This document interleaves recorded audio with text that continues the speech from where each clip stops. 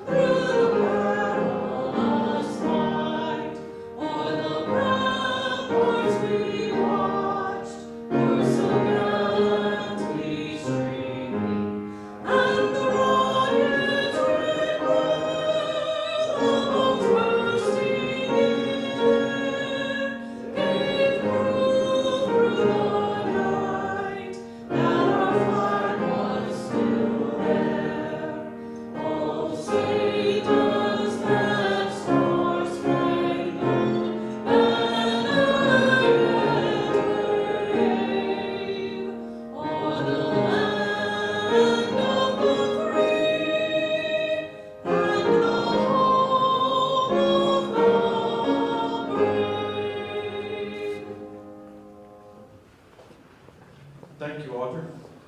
And before we sit, I wanted to once again go over the four-way test. So, of the things we think, say, or do, is it the truth? Is it fair to all concerned? Will it build goodwill and better friendships?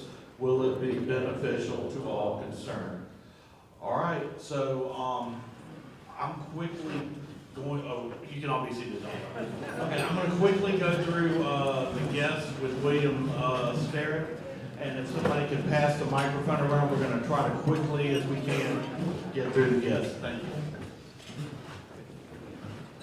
Thank you, President Matthews. So we have quite a few guests today. As we're getting the microphone, we'll start. If you have a guest, if you'll please stand. And I want to introduce, while we're passing the microphone, this is Joshua Van Dyke. He's our guest today. He's moved here from Florida. He's our principal dancer with the South Carolina Ballet. He's starring in Dracula. And he's engaged to be married in August to one of our dancers. So please welcome Joshua and visit with him if you can. So, any other guests, please stand. Who's passing the microphone? There's Grace has a guest. Hi, today my guest is my mom, Tiana Stevenson. She's the CEO of Grace Outdoor Advertising. And Marcy Nations, she graduated from College of Charleston in special education, and she is looking for a job where she can hopefully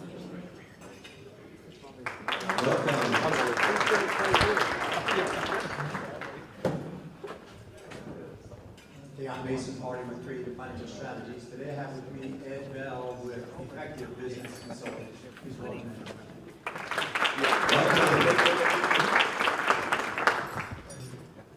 Any more guests? Okay, excellent. Well, make it a great day. This is a big fall day. I hope you enjoy your meal and our speakers today. Thank you.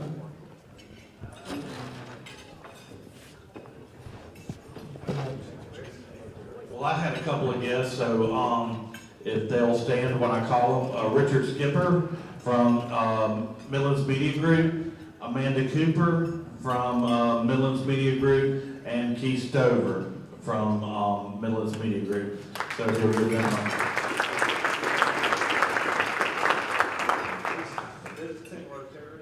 And I see Joe Wilson's here, so perhaps maybe we should introduce Joe as well. Thank you. With a guest. Thank you. Okay, so I'm going to forego health and happiness today, for the sake of time, but I did have one announcement that, Jane Davidson, who is the grandmother of, Graham Davidson, one of our members, passed away over the weekend. So if you could keep them in your thoughts and prayers, with the Davidson family. And, Andy Shane wanted me to remind everybody to, do the Salvation Army bell ringing, sign-up sheet as well. So, let's go ahead and get signed up for that. I know I took a full day, so there should only be 7 left. So, I want to challenge everyone else to go ahead and do that. So without further ado, I'd like to go ahead and, get the candidates started. So, Jonathan, did you want to kind of tell me what you want me to do? I think we want to have each candidate up here. So if all 3 candidates can come on this side of the table. And we're going to have a moderator that's going to moderate up here. Thank you everybody for coming out today. Please welcome Greg Aguilar from WIS. He has been gracious enough to join us. Thank you especially to all the candidates and just what you guys are proposing to do for our city. So we're excited to hear from you. Thank you.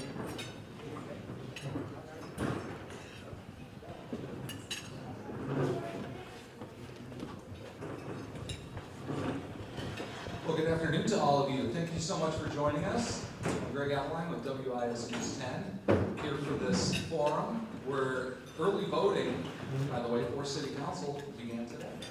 So from here, you can go and make your decision, cast your vote. The election, November the 7th, and of course we'll be covering it top to bottom on WIS and all of our platforms, but I appreciate you coming out this afternoon to listen to these candidates, talk about what they have to offer. This is a big race. The at-large seat on City Council will be vacated by Howard Duvall. One of these candidates will fill that seat. And so today it's very important to hear where they stand on different issues. We have some questions there, but before that, I did want to say I appreciate the introduction. And I would be remiss if I didn't quickly tell you a story that the introduction reminded me of. There was a farmer, and the question is, what did the cow say to the farmer on the cold morning? And the answer is, thanks for the warm hand. So, that's it. That's the only joke you're going to hear from the podium today. But I figured we'd start that way. Anyway, thank you so much for coming out. Let's introduce our candidates. First and foremost, we have Jesse Buller, the Vice President of Business for Southern Way Catering. We have Tyler Bailey, an attorney with Bailey Law Firm. And we have Krista Williams, the owner of Southern Way Catering. The Vice President of Business, I do apologize. Quickly, my apologies. Jesse Bullard is the Vice President of Business for Southern Way Catering, and Krista Williams is the owner of Uncle Willie's Grocery Store. Thank you very much. It is a Monday.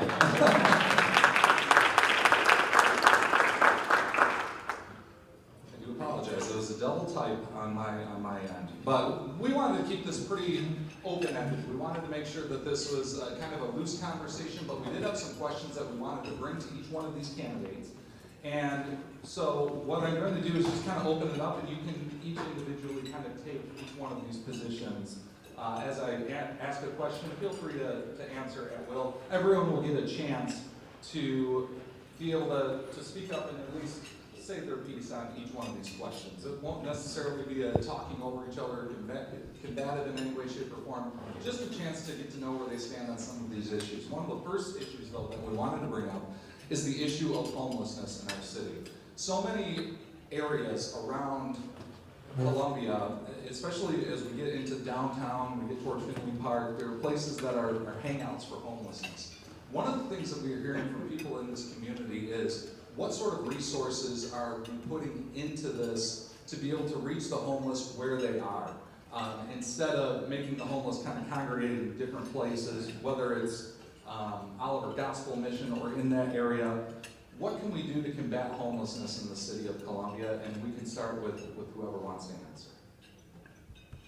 Well, good afternoon, everybody. I'm Tyler Bailey, and I'm the only person who didn't eat lunch today, so I should be wide awake. Y'all may fall asleep. Fried chicken and greens, peas, but homelessness in our unhomed population has grown exponentially in Columbia, I believe, since the pandemic. We've all been asked about this question several times. And I recently purchased a new office building where we're renovating it. It's the corner of Bull and Richmond Street. And Dan, he works in the firm, volunteering with me as well. One thing I said is, if I can't clean up my office space, stop unhomed folks from always sleeping on the steps, I had no business trying to put myself out to city council to address those issues. I think they can be addressed by twofold. One, we got to start with getting the services to our unhomed population needed. There are some people who don't or may be unwilling to go through some of the requirements for some of our housing that we have. I support the initiative the city has done with our rapid shelter housing, make sure we're addressing underlying mental health issues or substance abuse issues. There are also things regarding beautification and just cleanliness of our city that I think will also help drop those numbers. One thing we did is in my office space, we increased our lighting, we changed the landscaping, we changed the appearance of the office space. And the city can do the same thing. As we continue to grow, we're looking to develop Columbia. I think we should really look to beautify our city as well while we're trying to address the underlying reasons for homelessness. Affordable housing, mental health, substance abuse, housing first. But if we make our city more attractive, it's going to be less likely for people to sleep and loiter and things like that in certain areas. There's a theory called broken windows, which I'm very familiar with, and I agree with it in some points, but not all. But I will say that when the community sees that people care for it, people will be less likely to trash it up. That's what they're intentionally doing, or if they're not getting the service they need, they'll be more likely to get those services. Very good. Yeah, I'll go next, y'all. Jesse Bullard, running to be your next city councilman at large. Homelessness is it's a popular topic. It's one that affects everybody in the city. It affects our neighborhoods. It affects our businesses. And most of all, it affects the first impression that you see whenever you come into Columbia. Many of our downtown streets, seeing people living there. But one of the things that's probably not talked about enough, we all talk about the chronically homeless, the folks who do have mental health challenges or just addiction issues. And those folks the rapid shelter that the city's taken a step in the right direction there with the 60 pallet homes that were built. Over 37 people have already been moved into more stable housing from that program. I'm excited to see those initiatives being taken, but then the next step is to make sure that those folks have wraparound services that can support them in the next step so that it is a sustainable fix and not a temporary Band-Aid. Probably one of the things that doesn't get talked about enough is the 8,000 folks that are unhomed who are not necessarily chronically homeless. Coming out of COVID, there were a lot of folks who have deferred rent for almost 2 years. Most people don't have 2 years worth of rent sitting in their bank account, particularly after the challenging times. So that's left those folks doubled and tripled up in friends and families' homes, as well as living in cars and other problems. And those are the things that you don't see as much. One of the encouraging pieces of this, though, is that the City of Columbia has got some incredible organizations, Transitions, Homeless No More, Oliver Gospel Mission, and just to name a few. Those organizations do this day in and day out. We need to collaborate with those groups to make sure that we're looking at a holistic solution to the problem. And on City Council, I think that's probably priority one for me. It's just, again, to collaborate, work with these others, and making sure that we're coming up with solutions that are sustainable.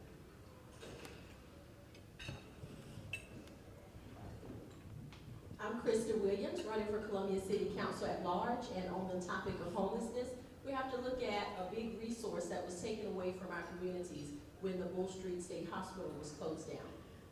In terms of, and that's now being developed. I am a big proponent of development, and there's room for everybody. But when we make a decision in leadership, we have to ensure that we are making a decision to where all of the fallout from that decision we will have answers and solutions from that. And when the state hospital was closed down, that was a big resource that had mental health treatment, drug and alcohol treatment, job placement, family services. All of those things were culminated into that establishment. but there was not a plan for those continued services in the city that was supported by the state. So my proposal would be definitely to have another structured living facility, not building a new building. We have some that's already in the state cemetery. We have some vacant level 1 prison facilities that can be utilized. The state currently pays over 14 psychiatrists over $250,000 apiece. That totals to about almost $4 million out of the state budget for psychiatrists. But they're servicing who? Inmates. So we need to share those skill sets and that wealth to people that are having issues on the street. Jesse talked about a number of people who have had life circumstances that have changed and that are unhome living with family members. So we really owe it to our communities, because as we sit here, we can think about all of our own individual initiatives, the businesses that we run, everything that we plan to do in the future. But if we do not address our issues at the root level, they're only going to be exacerbated. And that's where each of you out there have to hold your lawmakers accountable. At the school board, local, state, county, city level, hold your elected officials accountable to make those holistic decisions so that we are not left with fallout that we're still dealing with in our communities yet to this day. In terms of resources for our mental health, we see that this is a pandemic across the United States. We have an issue with affordable housing. That's one of the things that exasperates homelessness. Okay, so a lot of the vacant buildings and abandoned properties that we need to crack down on, get with property owners, try to incentivize home ownership so that we can close the gap on homelessness. Job placement is a big one. Once we get people treated and up to speed, we need to ensure that they have skills so that some of them can get on a job. Because right now, with our mental health population, a lot of them being on the street, we have drug dealers and pimps that are hanging out downtown every day that are creating issues with people that are mentally ill. So we owe it to our communities, we owe it to everyone in this room to ensure that we elect leaders that are going to make good decisions. All right, and as the military has taught me, once you get into those decisions and you see something going to the left or the right that's not right, you refine that decision and try to make the most responsible decisions. Because when leaders fail, troops suffer. Okay, so we have to make sure we're electing people that are going to address the issue of homelessness holistically and in detail. Thank you. Thank you.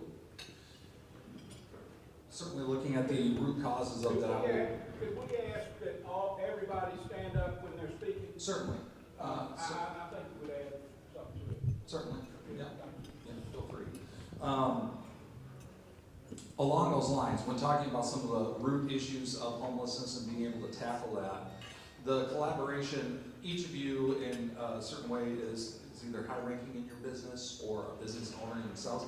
How much of a role do you see local businesses playing in being able to help solve the homelessness situation here in our city? Standing up. I think as a local business owner myself, I think that it's a big interplay between the government, local business, and neighborhoods in addressing homelessness. A lot of the problems that I've seen that attract homelessness is dealing with blight, and sometimes you have property owners who may not be addressing some of the problems at the property, which is attracting that activity. There's a business not far from mine who I know he owns property, but it seems that there's no enforcement of some of those issues that are causing other problems, whether it's littering on other properties, drug use. And so I think it's really important that everybody look at the interplay of what they should do in their community. The government can't do everything. So business owners, we have an obligation, just like regular citizens do, to take care of their property, address, if there's loitering issues, if there's lighting issues, things that attract criminal activity and loitering. I think that goes a long way. And so as the government's working to try to address these issues, we need to also make sure we take care of our property. And I think that's one thing that business owners and residents can do that's going to help the numbers go down on these problems that we're talking about. I think the best thing that we can do as a community is just that, working together as a community to address these issues. So it's really easy when you have a problem that's been around for a long time and you haven't seen systemic change with that problem. It's easy to just kind of brush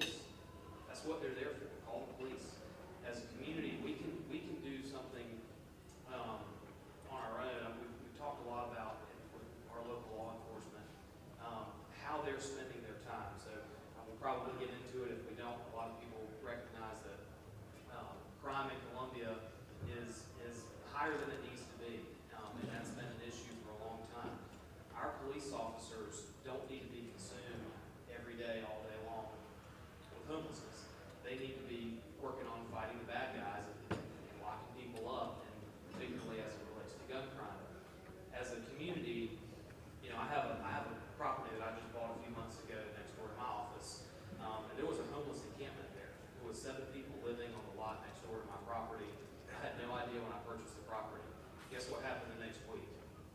A bulldozer. And we tore it down. The one thing that we can do is not enable the issues. So whether it's calling law enforcement, talking about it, out there on Forest Drive, the Walmart on Forest Drive, the general manager walked out with folks who are constantly panhandling on the at the stoplight. He went up and offered them a $17 an hour position. The guy said, no thanks. I can make $350 a day doing what I'm doing now, tax free. If we don't do something about it as a community, if we just let it happen and let it be around, by whether it's electing the right people, talking about it, making those phone calls, and continuing to push for change, that's what we can. I think that's the most important thing that we can do is continuing to work together to be loud about it and make sure that we're pushing for active change.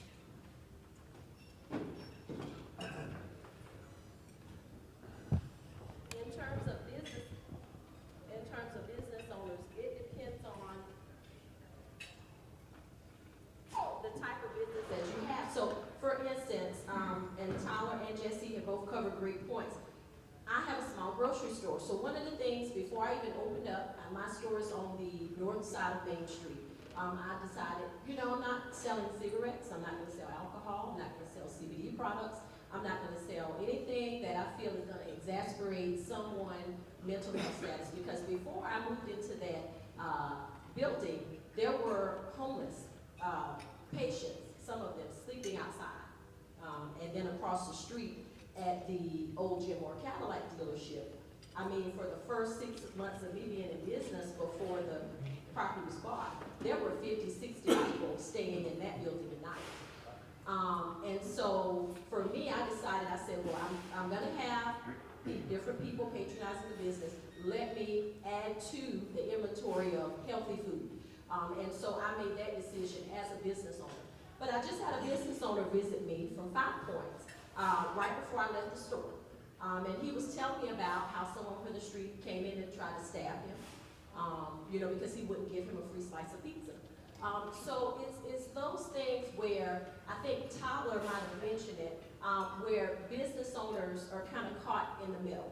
When you have someone coming in and they need something, and there are resources for them to get it, okay, am I gonna just give them this for them to leave, or not give it to them for them to become upset? Because I dealt with that as well. A gentleman, I had given him something, I told him, I said, let this be the last time that you come in and ask for something for free, because we have Christ Central next door, we have Transitions down the street. He came in that next day, I would give him something, and he, with his bare hands, tore up a big for sale sign, like the big platform signs by the road, took all the remains, dumped it in the driveway of my store so that customers couldn't come in and out. I had 2 customers that ran out there to pick everything up. And that guy, he walked up to Main Street and walked in the middle of traffic, back and forth. And so I think for a number of business owners, they have a lot going on with the unhoused. There's a lot going on. In the Vista, we just had a meeting over there. There was a gentleman that told me there was someone outside of his business calling customers some very derogatory things, racial slurs, coming in and out of his business. And so for business owners that can minimize certain things that they're selling, to stop the exasperation of certain people that are on medications, their actions and things like that. Law enforcement, Jesse brought that up. That is one of the things that I'm really tough on in terms of leadership, because people often ask, what is law enforcement going to do? What is law enforcement are workers? I worked in corrections for over 12 and a half years. A lot of my brothers and sisters are law enforcement. And they have to operate in an environment that lawmakers create, okay, oftentimes. And so in terms of having a secure facility, in terms of cracking down on those drug dealers, those pimps that are out there doing illegal activity and transitioning them into job placement after they have served their time to keep them busy, we owe it to our communities to really invest at the root causes in our communities. And that segues perfectly to our next question, because we are going to talk about crime in our communities and what we can do in terms of a city with law enforcement working with these communities and with businesses and with residents to almost build bridges and to be able to cut down on crime. What are some of the ideas that you see that might be effective in being able to make sure that not only is law enforcement robust, but also effective in stopping crime here in our community? I think that our growing gun crime epidemic amongst our youth is the biggest issue facing Columbia. If you just look at the numbers, the Post Courier article just wrote, I believe the majority of gun crime, over 90%, you're looking at ages 24 to 15 years old, kids. And then of that, 95% of those are African American, young African American men. And the problems that are going on are, it's more than just a crime issue. When I went on a ride along with the City Columbia Police Department back in 2021 when I ran. It was a school night. It was probably like 10 p.m. or so. And we were out near off of Prescott Road in North Columbia. And tons of kids were outside. Tons of kids were outside the street. And that was really eye-opening to me, seeing what law enforcement is dealing with. You hear about these crimes and shootings. You're dealing with kids who are going through a lot at home, living in poverty. It's a high crime area, easy access to illegal firearms and drugs, a lot of bad role models, not enough good role models, and then, it's a boiling pot for disaster. So as a community, I think we need to look at ways to address the root causes. And one thing I hate about running for office, people use root causes too much. The issues that are really causing it, right? We need to reach kids who are at home. We need to have more programming. We need to change our Parks and Rec system, I believe, that's going to really be more engaging for youth. What kept me focused was a scholarship. I wanted to get a football scholarship. So when my friends started smoking weed and doing other things, I was focused on sports.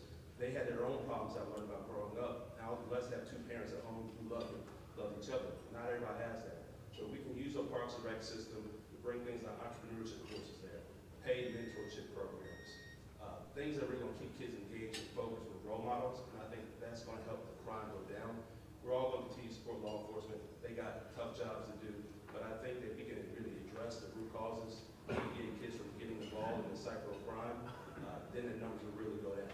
And last thing I do want to say, just going back to homelessness, everybody who's a Rotary cares about our society, and I think when we're trying to find a solution, and we still need to remember to have compassion, because the policy is going to be set based off the tone of the people and how the community feels, and everybody's been aggravated by somebody who made this loitering or asked for money, then asked you for money, again you realize they may have gotten over on you.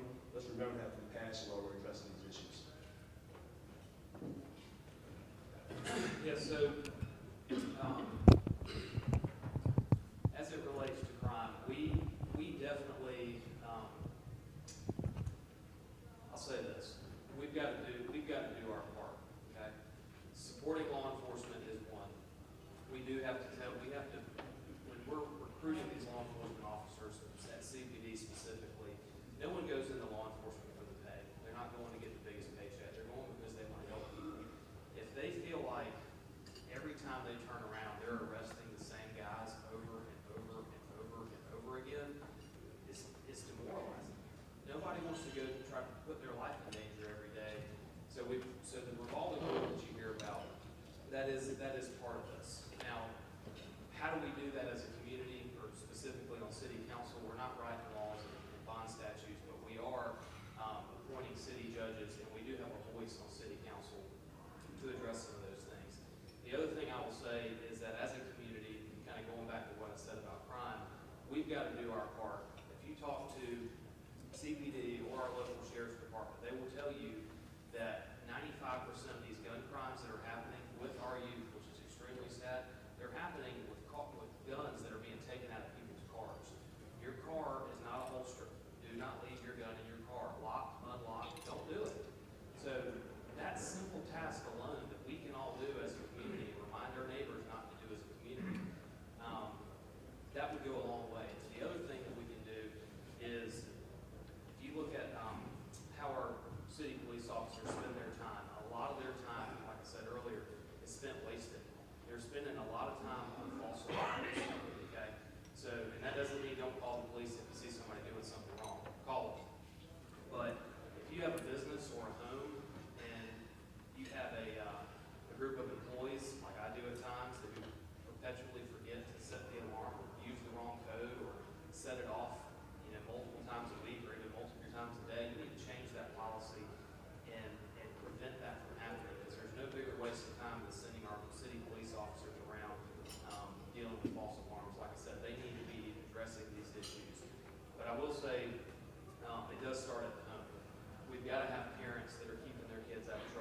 city can have the best parks, the best programs in the world, but if the parents aren't keeping those kids out of trouble, we're going to have a really tough task at hand. I often tell people I've been in 2 professions that I had to qualify my weapon every year, the military and corrections. Never once thought about taking that weapon and turning it and resolving a disagreement with another human being and turning it on them. Never. And as Jesse and Tyler have both said, it starts in the home. Not only City of Columbia, we as a country, we owe it to our citizens. We have to invest more in family services. Our young women, we have single moms that are out there trying to raise multiple children, and the gang members raising half of the family. Our young mothers, we need some of them back, that Sunshine Program to come back. We had a Sunshine Program, I think back in the 80s, where young mothers, young at-risk mothers with young kids could get jobs with the state, okay? I know some of those women that came up in that program, and it changed the whole trajectory of their life and their career. One is an associate warden, one is almost ready to retire. And so we really need fathers in the home. That's the big kicker here, when we say family. 2-parent family. We need those young men that are out there running the streets. Our prison system, we have 21 facilities, only 2 of those are women facilities, the rest of them are men. Okay? We need our fathers in the home, and we as a country have to work together to promote that, to ensure that fathers are raising these young men, because there's something that men can do that a lot of women can't for a young man. They really need their fathers. I had a 4-time felon come talk to me in my store. He's turned his life around, he has a job now. He asked the question, why are there more guns in the pawn shop than rings and jewelry? And as Jesse said, now the race is on to break into cars, take weapons, pawn them off, take pictures, sell the guns, take pictures for status. I got this many guns, I got that. It's a culture. It's a culture that's being created. And a lot of these young men, they need their fathers. A lot of their fathers locked up, brothers, uncles, all of them are locked up. The cycle has to stop. The cycle has to stop. And that can happen by investing more as a country in our family services. Because a lot of the issues that we see, they intersect and it affects everybody. I'm gonna give you an example of breaking into cars. Anybody notice that their insurance rates have gone up? I have. I talked to the insurance company and I said, I'm gonna have to change because my insurance, she said, ma'am, it's South Carolina. There's too many claims, a lot going on. So when we don't take care of, as Tyler said, root issues or whatever we want to call it, we don't work together to invest in our communities, we all are going to feel the effects of it. So we owe it as a country to invest more into our family structure and promote that. So many of the issues that we've talked about so far, there is somewhat of a nexus. So if you talk about homelessness, mental health, addiction, crime, all of these types of things, big challenges for our communities, and how to address them. No easy fixes, no easy answers, but each of you tremendously qualified, great answers so far.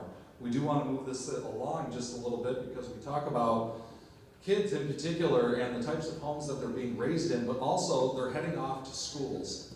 And those schools need to be safe. They need to be protected. They need to be a place where kids feel safe to learn. What can we do to make sure that our schools are secure here in Columbia?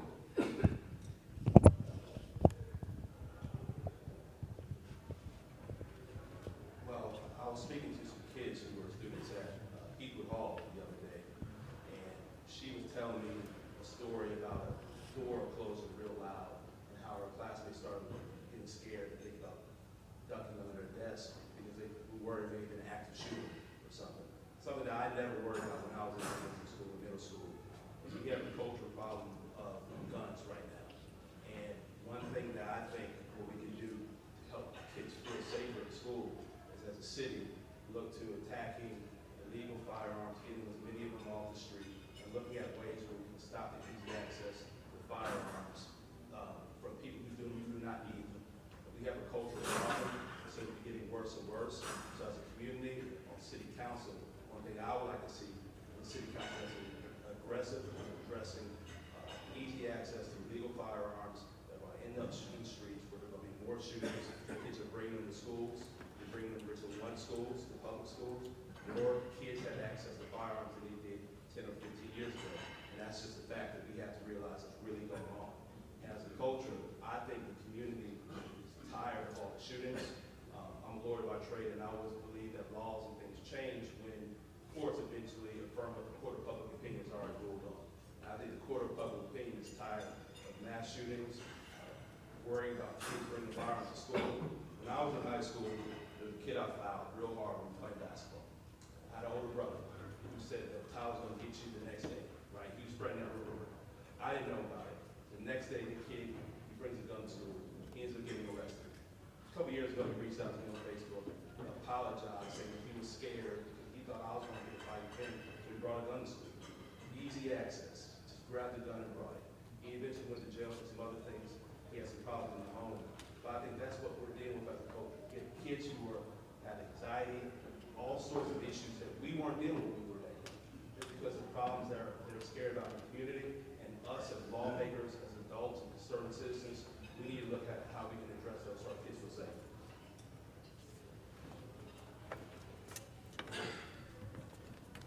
Well, anybody that's been watching the news will leave the Richland School District 1 topic at bay for right now. But what I think you will see, and what most of us can agree on, is that we've got to do a better job with our school systems. A lot of that we can't do specifically and directly on city council, but what we can do is we can acknowledge the fact that so many of our schools, particularly Columbia's public schools, is one of the things I love about our community, is that we have community-based schools. These schools are in the middle of our neighborhoods. You know, they're not out in rural areas. A lot of them are right in the middle of our communities. And so we can't talk about one thing without talking about, we talk about homelessness and crime at large, beautifying our streets, taking care of our parks and rec department, putting the right investment into these things, whether it be infrastructure improvements. All of that stuff works together. And if kids have a place that they're going to school and they feel safe, that's where it starts, and that's the piece that we can do on the city level. Most of our schools, actually I think all of our schools now have resource officers in those schools, and that's in partnership with I think a lot of those are done through the county. But the city can do its part with continuing to support those resources for our young folks. I am, both my kids go to Satchel Ford Elementary School. I'm proud of the fact that I was also a public school graduate. We've got some wonderful private schools in Columbia as well, but the city has got a real opportunity to bolster these opportunities for great schools inside of our neighborhoods and our communities, and continue to push that forward.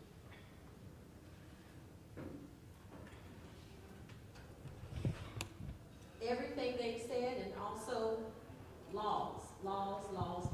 It's important for us as a country on a national level to work on both sides of the aisle to ensure that we are creating laws that make our communities safer. Because as Jesse and Tyler both said, a lot of these things intersect, y'all, and we can sit back and say, I know I said y'all,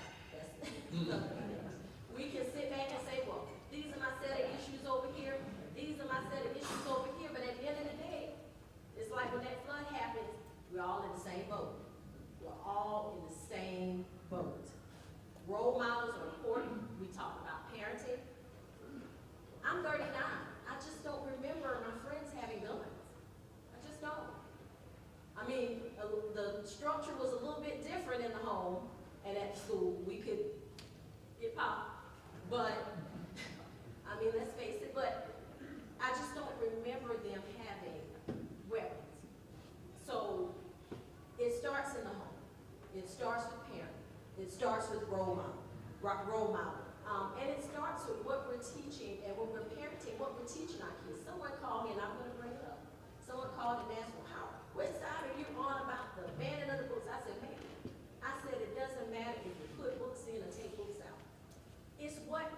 what kids are taught at home. It's what they're taught by their family. And we have to teach more unity. We have to teach more working together as people. Because kids, they watch us, they mimic us. Ever heard a 6-year-old say something that surprised you? They got it from us. Okay, so we have to work together.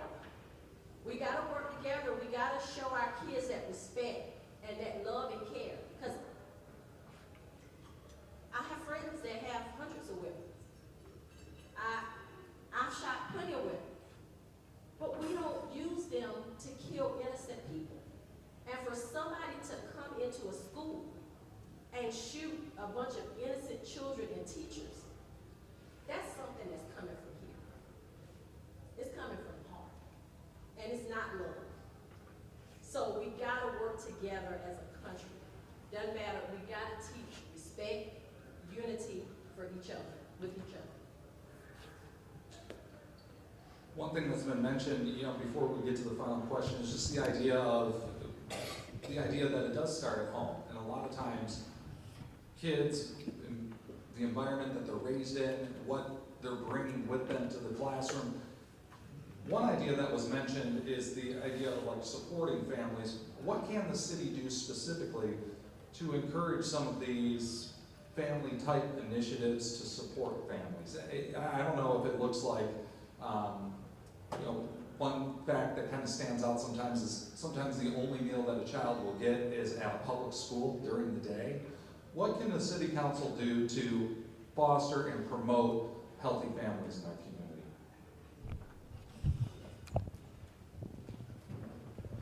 My dad grew up in government housing, Jersey City, New Jersey. My grandfather struggled with substance abuse, mental health issues, and was homelessness at the time of his death. He was homeless, died on the street. My grandmother would work at night while my uncles and dad they're all by themselves. In the government housing, high crime during the heroin epidemic. It was a recipe for disaster at that time.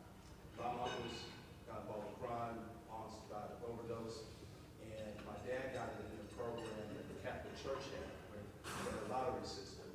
And one lottery we got a scholarship to go to a private school, interactive school programs. I mean, that changed his life. He became the first person in our family graduated from high school, graduated from college, became a pastor. All his kids graduated from college, and I'm here before y'all now. And I think that we need to look at things like that as far as the city needs to look at what's going on in our community as a community problem as a whole. It's not just a family problem. And so how can we give a kid like my dad an opportunity?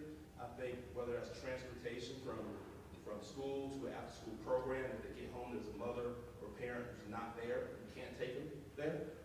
Later programs, weekend programming with transportation. We have to look at ways where we can close the gap because unfortunately, some parents got their own problems and not going to do right. And these kids who are growing up on puberty, they're trying to find themselves out. They have a lot of energy. It's easy to get distracted. So I think what we can do is look at ways where we can close that gap. Figure out, okay, how can we have a kid who has a future, but his parents aren't there to help him, and we don't want that kid having access to firearms and committing crimes. How can we keep them focused? Innovative programming and making it easy, reaching kids where they are, bringing them to the program, bringing them to the after-school programs, etc. I think it's just changing the way we look at it. I think that there's plenty of people to blame as to why the problem is, but as a community, we need to look at what can we do to lower the number of those problems. All right, if y'all don't mind, I'm going to go positive for a second because I'm starting to get a little down. Columbia is, look, I want to be clear about something. I'm running for city council because I've never been more excited to be a part of our community. And when you talk about what we can do in the home, what we can do as families, we've got a great place to live. This rhetoric about Columbia having a low self-esteem and been around, for a long time, not a lot to do. And the best thing about Columbia is its distance from the mountains and the ocean. How many times have we heard that? Everybody's tired of hearing that, right? There is more to be excited about the future of Columbia right now than there ever has been. I'm extremely optimistic about that. When you look at our programs, whether it's youth programs, Parks and Rec, we're making things happen. They just put over $1 million into new grass at the soccer field over at Owens Field. We've got hundreds of thousands of dollars being poured into our community parks. Those are all very, very, very positive things. We're developing our riverfront. What family wouldn't want to go down to the riverfront instead of being stuck at home and enjoying 3 different rivers with Class 2 rapids and Spanish moss? We've got incredible assets here. Our arts community is unbelievable. When I look around the room at the people in this room, these are the folks who get it. This is a service above self approach, right? Y'all know what we have here. Y'all know what our resources and what our assets are. And we have a lot to be excited about. So we need to be telling that story, and we need to be excited about the things that we've got going forward, because to me, that's what this is all about. It's making Columbia the best place it can be to grow a business, to raise a family, to work, live, and play. And like I said, I've never been more excited about that than I am right now, and looking forward to the opportunity to make it even better.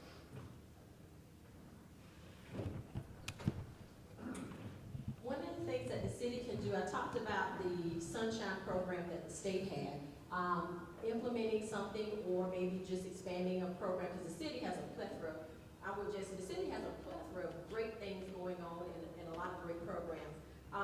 But we want to engage the community as much as we can. We want to make sure people have jobs. For instance, code enforcement. They were cleaning up an abandoned lot that a neighbor had been complaining about for over 5 years. They came out there and we had a 5-man team, because just so you know, code enforcement currently has a 5-man team that's on the ground doing mostly everything in the city. They have a lot of inspectors, but not many ground members. And they were out there, after they had bush hogged the whole abandoned lot, they were out there picking up all this trash. And I came out there and I said, we got all these people that we can be engaging. We got a number of young people, it's summertime. We can engage them to find purpose and see the city, see their surroundings in a different light, and make them a part of initiatives, community service. That's one of the things that builds character. You know, you all are community service. It builds character, it builds purpose. It makes you look at your environment in a different light and want to take care of it. And so those types of programs, I think Tyler talked about some, are great for families as a whole to become part of their city, to help keep it clean, to help keep it beautified. Also, education and family service programs that talk about anger management, drug and alcohol treatment, domestic violence. I went to a domestic violence event the other day that I think the city was hosting over in the Brooklyn, Washington Heights community, because these are family issues. These things happen in the home, they affect the children, it affects their response to things around them. So family services. Also churches. I don't want to get away from that. Everybody has a different religion, but I remember growing up, and I mean church members, everybody depended on everybody. If my skirt was a little too short, I had somebody in the church pull me to the side and say, Miss Crystal, what's going on today? They use the word high. Skirt's a little high stuff. But it's little things like that where your community raises you. It's not just because I was raised by my great aunt and uncle. My mother was a very young mother when she had me, right? So I had my great aunt and uncle, Uncle Willie. They stepped up and said, you know, we're going to go get her from the hospital. We're going to take care of her. And they didn't have much at all. But the church, the community, as Tyler said, everybody had a hand in it.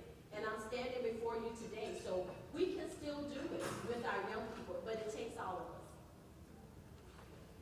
Some great insights all around, and thank you once again for participating. Before we wrap up here, each and every one of you have a tremendous vision. You can tell that your passion for this community is apparent. We appreciate your time being able to cast your vision for the at-large seat here on City Council. Again, the election happening November 7th. Before we wrap up, last but not least, we want to talk about traffic in the city. In order for the city to get where it wants to go, sometimes there's a little bit of a snag when it comes to trains in our community. What can we do to stop some of the disruptions caused by trains that lead to traffic in the city of Columbia?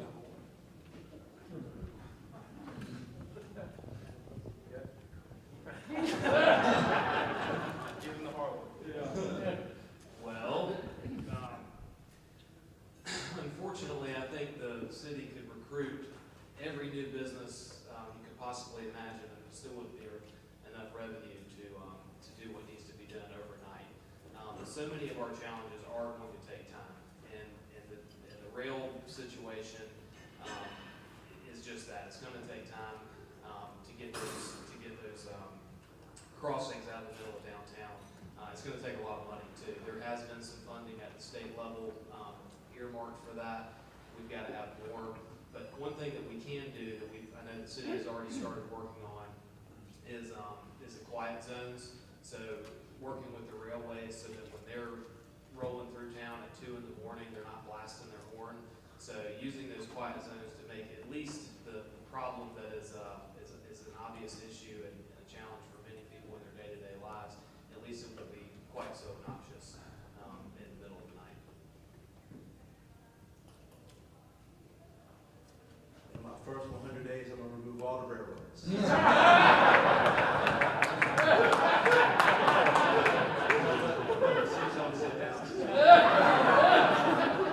know, I was listening to the mayor speak the other day with all South Carolina piping hot, with industry coming here, the upstate, the low country, and the railroads are being used as well. So it's a good problem that we're having with the traffic of shipping of supplies and other goods that are being sold and used in other parts of the state, but it's aggravating to those who are here in business who have to deal with it. Like Mr. Bullard said, it's something that is on City Council's mind. It's not something that's not a priority for City Council. It will be a priority for me if I'm blessed with the opportunity to serve on City Council, to look at ways where we can get the funding necessary to make it more convenient for our residents. But I wish I could say I could change it 100 years, like I just did 100 days, not 100 years. Probably could change it, but 100 days. But it's something that everybody's concerned about, and I'm optimistic of working with council, state and federal government to figure out a way to get it done quickly for people. Everything they said, because rerouting those railroads, one of the biggest things to look at after all of that has transpired, which it will take time and some collaboration between everybody from the city, the state, to the federal government, is making sure that as they reroute, that we have a plan for the existing and leftover abandoned railroads. Because we do have a number of communities in Columbia that are dealing with that. Out there off of Veterans Road area, they have those abandoned railroad tracks back there. And what happens with combination of homelessness and abandoned railroad tracks? A lot going on. Some of the neighbors reported seeing people started like a bonfire during the winter months. So we have to look at all that leftover metal and wood from those tracks from a conservation standpoint. What are we going to do? Is that an avenue to have some green space? How can we take those areas and add to a positive to the environment? So that's something going forward as we transition into rerouting the railroads to have a more easy flow of traffic with the existing pieces that's left over. What do we do with that to add to our green spaces and green energy? Again, the candidates for the at-large seat, Jesse Bullard, Tyler Bailey, and Krista Williams, thank you again for all of your time and your insights.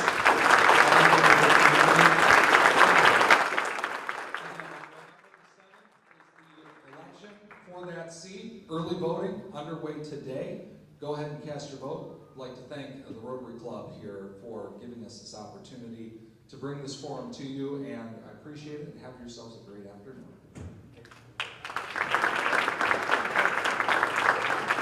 Thank you, Greg, and would you three mind staying afterwards to answer any questions anybody may have? So the candidates have agreed to stay after for a little bit to answer any specific questions everybody may have. I want to thank everyone that came out today. We really appreciate it. Both guests, visiting Rotarians, media. I appreciate everyone coming out, and we're going to end in song.